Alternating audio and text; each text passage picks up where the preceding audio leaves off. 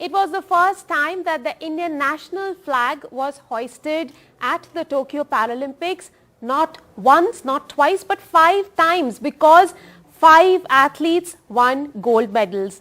And 4 of those shining stars are with us. Avni, to you first. The gold medal moment, where everyone was waiting for that. Would you say the moment can be described as a wheelchair of hope? Thank you. It was like I went blank for some time when I won the gold, and I was just in the moment at that time, and I didn't know what was happening around me. But when the flag went up, when the national anthem of India was played, and it was just so overwhelming. I was so happy, and since then I have been receiving so much love and support. Manish, आपको लोग star बोलते हैं shooting team का, और जिस भी tournament में गए इससे पहले आपने मेडल जीता।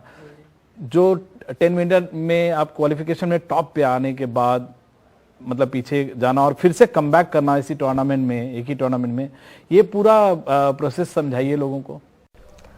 सर, मेरा 10 मीटर का मैच मेरा मेन इवेंट भी है, और ज़्यादातर मेडल मैंने 10 मीटर में ही जीते हैं। और मेन इवेंट के साथ में जब मैं वहाँ पे फर्स्ट पे आने के बाद क्वालिफिकेशन में, उसके बाद मैं 7th पे बाहर हुआ, तो मुझे उस चीज़ का पता चला कि ओलंपिक है क्या रियलिटी में। कि मतलब मैंने आज तक मतलब 10 मीटर में मैंने कभी, सच्चाई बताऊं, मैंने कभी हार नहीं देखी थी। कृष्णा, हर एथलीट का एक जलवा होता है, एक there is one special thing about every athlete, और आपका है jump smash.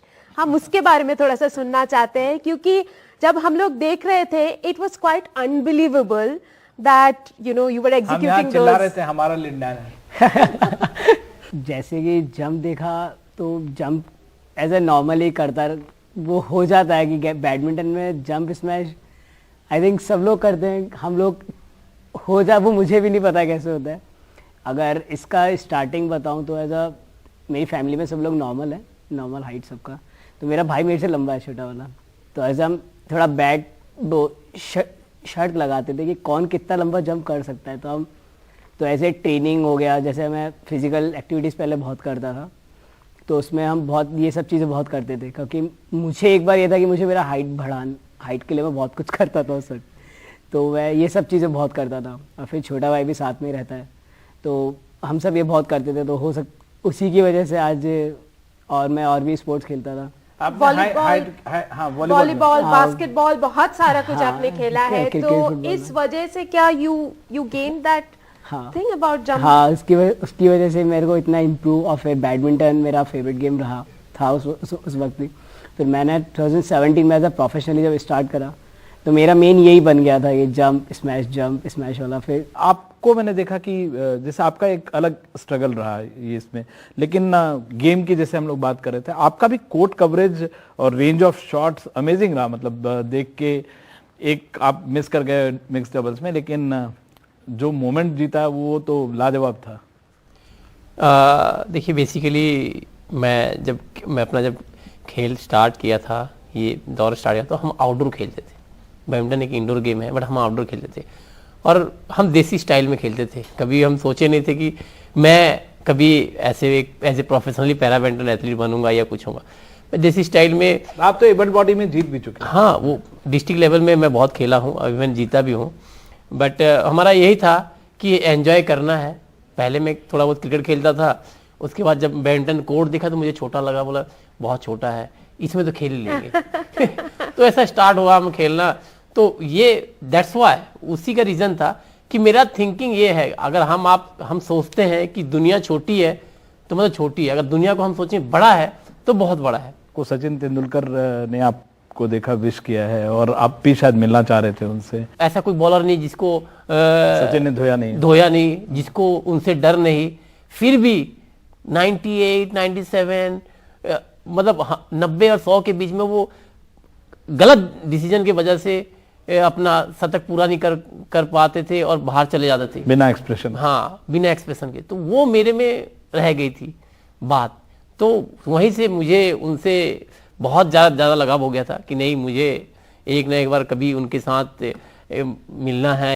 Avni, talking about inspirations, we know that you were inspired by Abhinav Bindra's gold medal, and the book reached you at some point. Would you say that kind of was a turning point for you, and that was the moment you wanted to become a professional shooter? When I went to the shooting range in 2015, I went in my summer vacations, and it was just a hobby in the starting, and I couldn't even lift the rifle properly. And when I started, I was just like, I borrowed it from someone. I didn't have any proper equipment, so it was just normal hobby.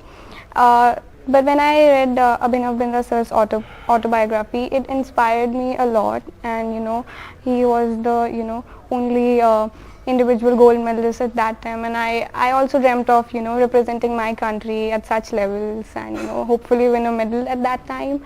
So yeah, that you can say it was a turning point in my life, because shooting has given me a lot of self-confidence, a lot of self-belief, and I can now roll around the world on wheels, and it's like it is all which is coming to me is because of shooting. So yeah, you can say. World on wheels. If you were to meet Abhinav today, what would you tell him?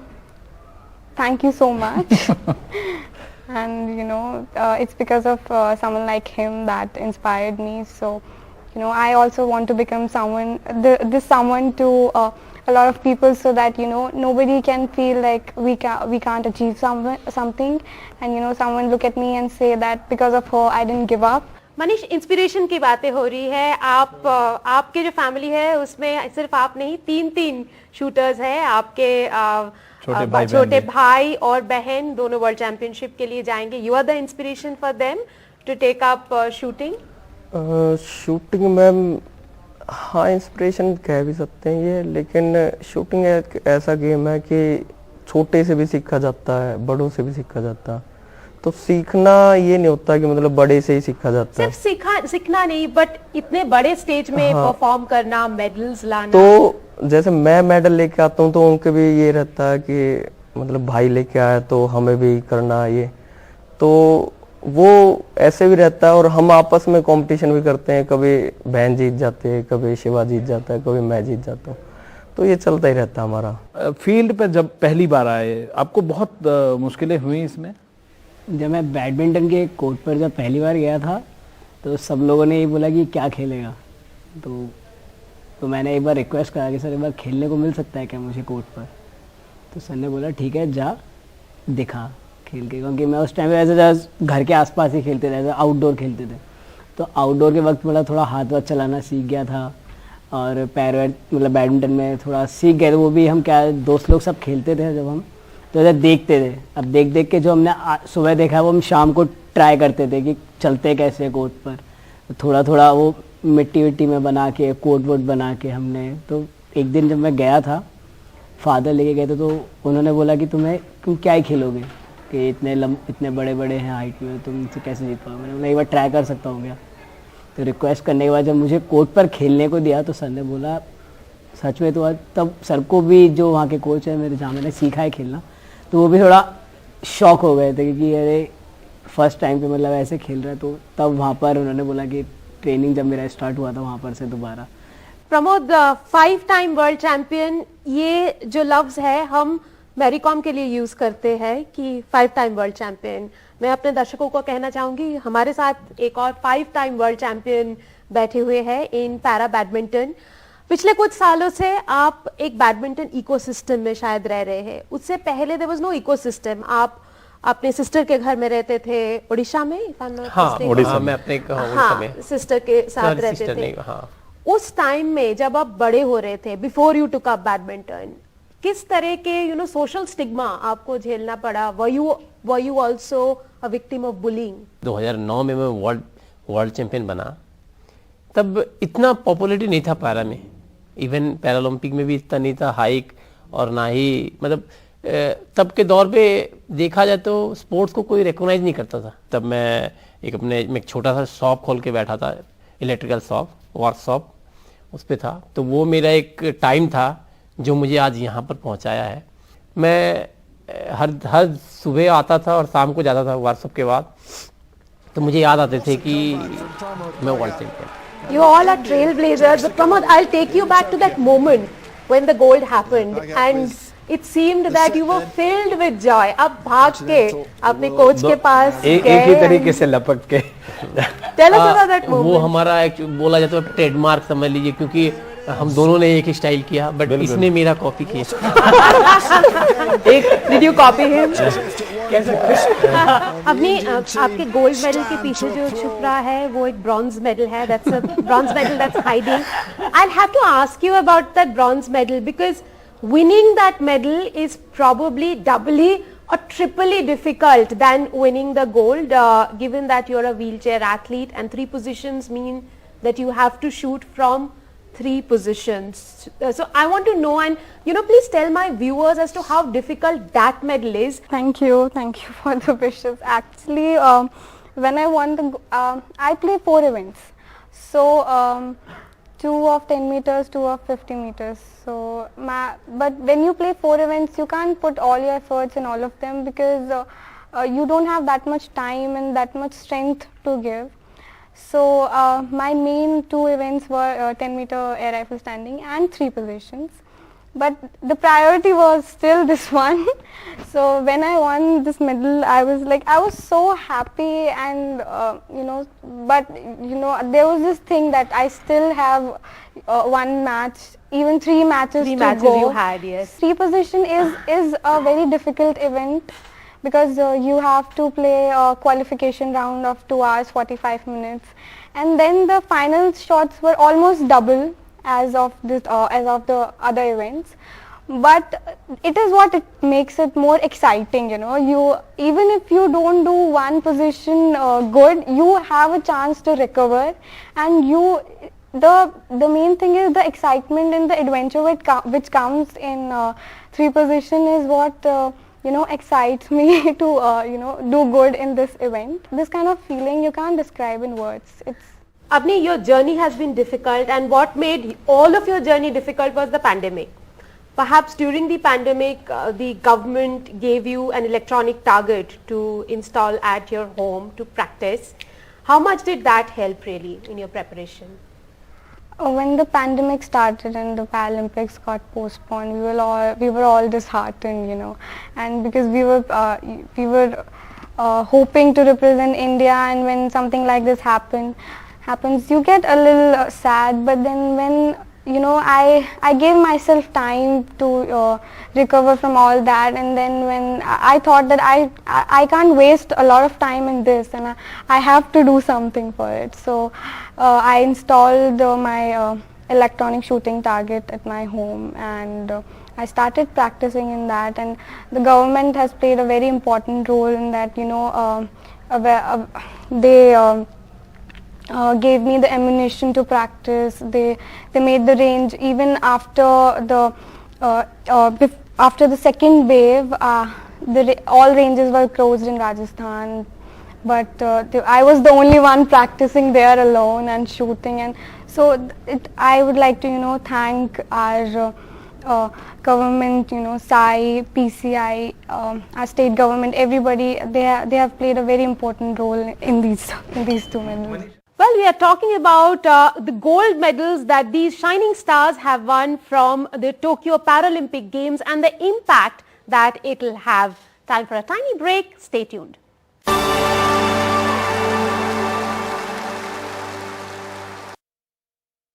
We are talking about inspiration of these medalists and impact that their medals will have. अभी प्रमोद कह रहे हैं how you were an inspiration. Manish ने जिस दिन medal जीता था, I'd spoken to Manish and Singaraj, and both of them had said that because of the start you gave to the golden run in the games, that everyone was inspired. First of all, thank you so much. And it is about the team, the family bonding we have, and the inspiration we take, the positivity which revolves around the team India. It's because of that they are saying this, because they are also so amazing athletes, and if you hear something from them, that it makes me feel so good. And I was definitely the first one to win the gold medal, but I was so sure that we will have so many more to come, and even if I gave the start, they gave an amazing ending to it, and a lot of more athletes who wouldn't, who came fourth. I would like to, like we should appreciate every one of us. Manish, इतने बड़े स्तर पर medal जीतना, और ऐसा कोई competition नहीं हुआ है कि आप गए और मेडल ना लेके वापस आए. How difficult is it for you to be a normal teenager? Ma'am, मैं हर बार यही सोचता हूँ कि मेरा ये कंपटीशन अभी मेन है, तो उसी के बारे में सोचता हूँ. मैं ये नहीं सोचता अब जैसे ये मेडल आ गया, इसके बाद में अभी सेलिब्रेशन होगा, सेलिब्रेशन के बाद जैसे आपने बताया कि वो 0 हो जाता है, 0 के बाद हम दोबारा स्टार्ट करते हैं. और जो हमारी जो कमियां रही हैं, जैसे मेरी ओलंपिक्स में अभी काफ़ी सारी कमियां थी, जो मैं आने वाले टाइम में दूर करना चाहूँगा इसको. और आगे फिर जो कंपटीशन होगा उसके लिए भी हम स्पोर्ट्स के अलावा कुछ और सोचते हैं आप, और कुछ, या फिर कुछ भी नहीं सोचते हैं? नहीं, स्पोर्ट्स के अलावा ज़्यादा टाइम मैं स्पोर्ट्स में बिताता हूँ. मतलब हम सुबह चले जाते हैं, सुबह से स्टार्ट हो जाता है हमारा 5 बजे से, और फिर रात तक हमारा वो स्पोर्ट्स ही चलता है. तो सपने में भी आता है. सपने में भी आ जाता है वो. कृष्णा, आप जैसे कह रहे थे कि कई जगह आपने बोला कि जिन लोगों ने आपको चिढ़ाया उनके लिए ये जवाब है. अब इस स्तर पे आप मैसेज देना चाहेंगे कि जो बॉडी शेमिंग है, या हम जो स्लेज करते हैं, है ना, पैरा बॉडीज के जो लोग होते हैं उनको बोलते हैं, उनके लिए आप मैसेज देना चाहेंगे? जैसे कि मैंने आपको पहले भी बोला था, मैंने इस चीज़ को नेगेटिव वे पे नहीं लिया. मैंने इसको पॉजिटिव वे पे लिया. तो मैं आज इस जगह पर आपके सामने बैठ के इंटरव्यू को दे रहा हूँ. बिल्कुल. मेरा यही कहना है कि समय, जो टाइम होता है वो कभी भी चेंज हो सकता है. क्या पता मेरे आगे जाके मेरे जैसे किसी और का टाइम अच्छा आ जाए तो वो और भी जाके जो ऊपर जाए. सो मेरे हिसाब से समय बहुत बड़ी चीज़ है. लेकिन सोसाइटी को सेंसिटिव होने की जरूरत है. सोसाइटी को थोड़ा चेंज, ऐसा नेचुरल है वो कि मुझे लगता है कि अब सोसाइटी बहुत चेंज हो चुकी है. पर आपको कभी ये लगा कि जो शॉर्ट स्टेचर के लोग हैं उनको जिस नजरिए से देखा जाता है, आप लोगों के परसेप्शन चेंज कर दिए हैं? अभी जो भी जनरेशन अभी आ रही है वो, और जैसे कि धीरे धीरे डेवलप हो रहा है, तो मेंटलिटी बहुत चेंज हो रहा है अभी लोगों का. तो होप्स हो कि आगे और मेंटलिटी इम्प्रूव होगी. सो ये सब चीज़ें जो भी चल रहा है वो सब चीज़ें कवर हो जाएगी. और जैसे कि पैरा स्पोर्ट्स को अगर और थोड़ा प्रमोशन और थोड़ा सपोर्ट मिलेगा, सो और भी गेम्स खेलेंगे जो भी पैरा बॉडीज जो भी है, तो आगे ही बढ़ेगा. ओवरऑल क्या मैसेज दे रहे हैं? आपने जीत लिया है, अभी तो सिंक इन कर रहा होगा, लेकिन क्या मैसेज देते हैं अगर पैरेलल स्पोर्ट्स को, पैरा स्पोर्ट्स को कैसे देखें लोग? देखिए, अब पैरा एथलीट का दौर चालू हो चुका है, शुरू हो गया है.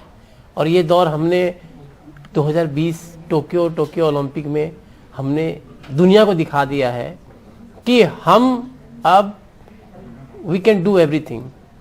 और अब आप हमें, मतलब हम अब नहीं बोलेंगे कि आप हमें इस नज़रिए से देखिए या उस नज़रिए से देखिए. उनको खुद को थॉट आएंगे कि अब हम अपना नजरिया चेंज करें. दुनिया अब अपना नजरिया चेंज कर चुकी है. बिल्कुल. तो आप सब मुझे लगता है कि ये दौर चालू हो चुका है. डेफिनेटली अब हमें रोकने वाला कोई नहीं है. बिल्कुल, अब आपको रोकने वाला कोई नहीं है. Abni, I'll have to talk to you about an emotional moment, because sports is all about emotions. I would like to know about the moment when you were with India's flag and leading the march in the closing ceremony. Your closing comments on the interview. It was like I was so honored to be there representing India, and it's something which, like, it is one of the moments which is very close to my heart. It was my first Paralympic Games, and winning medals and representing India as a flag bearer in the closing ceremony. It feels just so amazing, and you can't describe these things in words, like I told you.